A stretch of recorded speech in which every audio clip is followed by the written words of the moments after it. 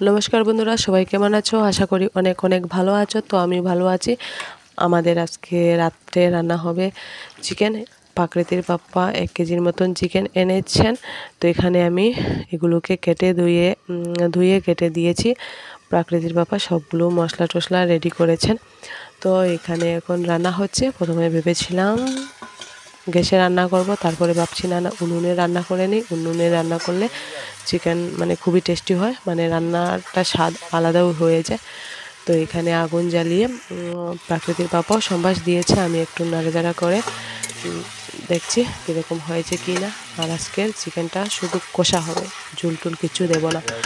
তো ওই যে এদিকে আমাদের চিকেনটা রান্না হয়ে গিয়েছে। উপর থেকে ধনেপাতা দিয়ে দিলাম। ধনেপাতা দিয়ে 5-10 মিনিটের মতন ঢাকনা দিয়ে রেখে দিয়েছি।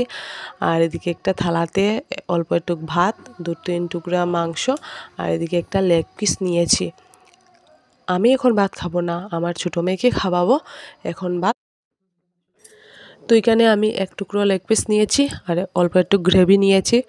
খেয়ে দেখলাম কীরকম হয়েছে। মাংসটা কিন্তু খুবই স্বাদ হয়েছে।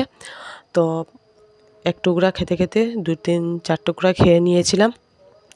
তো এখানে বর বলছে, যাও খাও খাও খাও, আমি বানিয়েছি, তুমি খেয়ে নাও। আমি বললাম, তুমি রান্না করেছো, আমি খেয়ে তো তোমাকে রিভিউ দেবো যে কীরকম হয়েছে।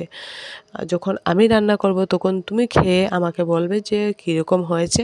তো মাংসটা খুবই স্বাদ হয়েছিল। তো কমেন্ট করে বলবে কাদের কাদের চিকেন পছন্দ, কাদের কাদের মটন পছন্দ। আমার তো দুটোটাই পছন্দ। তো এখানে আমি খাচ্ছি। তো আজকের ভিডিওটা এতটুকু। আজকের ভিডিওটা যদি আপনাদের ভালো লাগে, লাইক কমেন্ট শেয়ার করে দিও। Thank you, good night.